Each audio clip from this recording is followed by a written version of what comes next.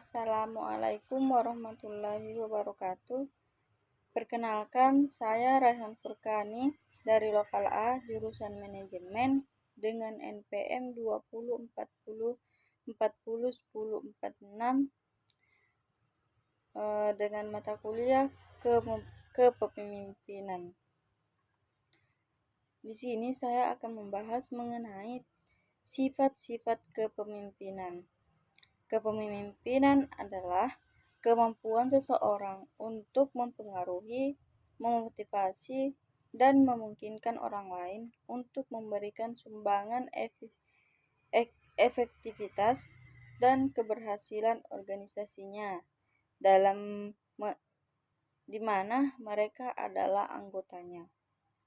Implementasi sifat-sifat kepemimpinan dalam praktek kepemimpinan yaitu terdapat beberapa. Yang pertama adalah integritas.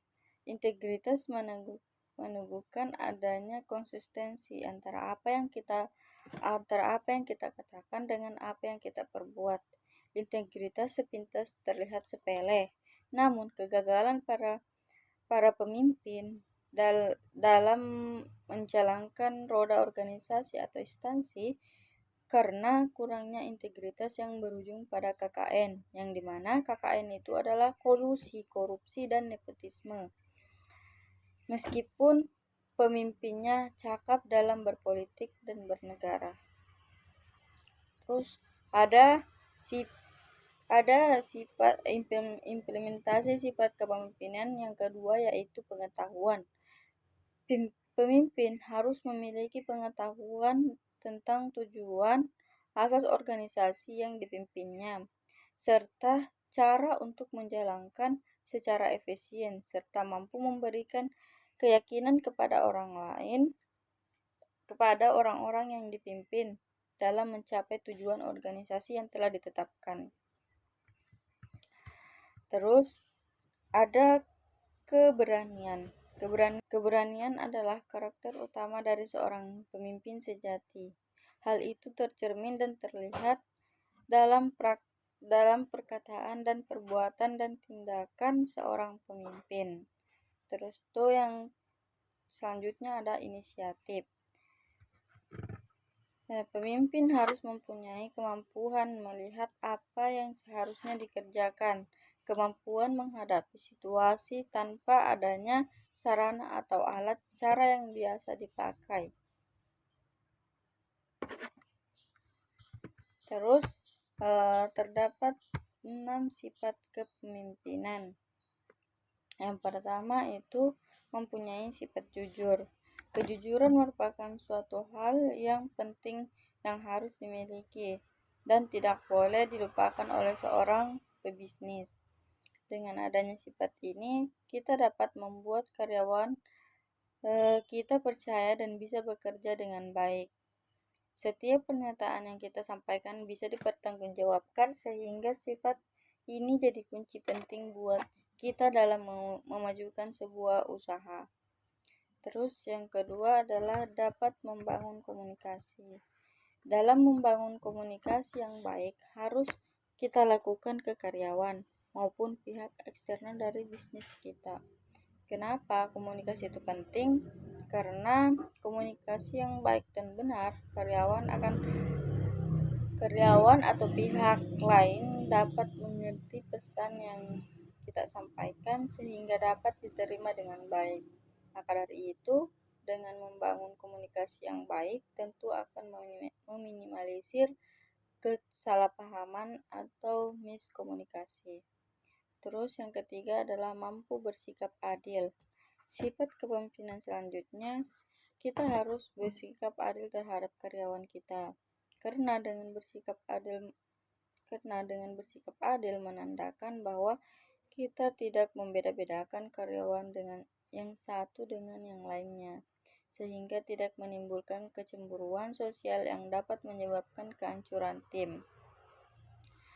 Jika kita memiliki sifat ini, kita lebih tahu pekerjaan yang seharusnya dikerjakan oleh karyawan kita. Dengan begitu karyawan kita akan lebih menghargai kita. Terus yang selanjutnya memiliki manajemen waktu yang baik. Sebagai pemimpin usaha, kita harus siap menerima tanggung jawab yang besar, bukan sekadar mengecek pekerjaan dari karyawan kita. Maka dari itu diperlukan pengelolaan waktu yang baik. baik. Maka dari itu kita maka dari itu diperlukan pengelolaan waktu yang baik antara pribadi dan bisnis. Jika kita tidak mempunyai manajemen waktu yang baik, maka resikonya adalah pekerjaan kita bisa berantakan. Terus yang terakhir ada dapat membangun tim dengan baik. Kriteria seorang pemimpin dapat dilihat dari cara dia membangun tim dengan baik dan solid. Selain dapat membuat karyawan merasa nyaman, tentu bisa membantu kita dalam mengembangkan bisnis.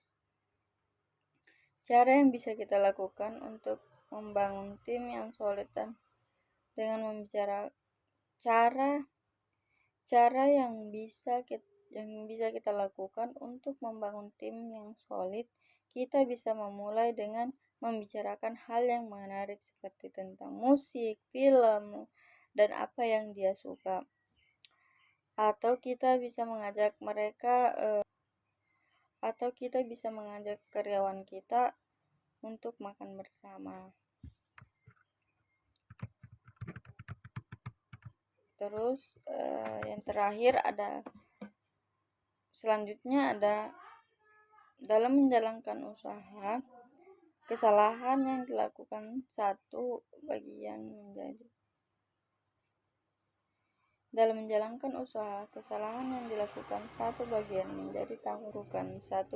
menjadi tanggung jawab bersama karena semua bagian saling memiliki hubungan dengan lainnya.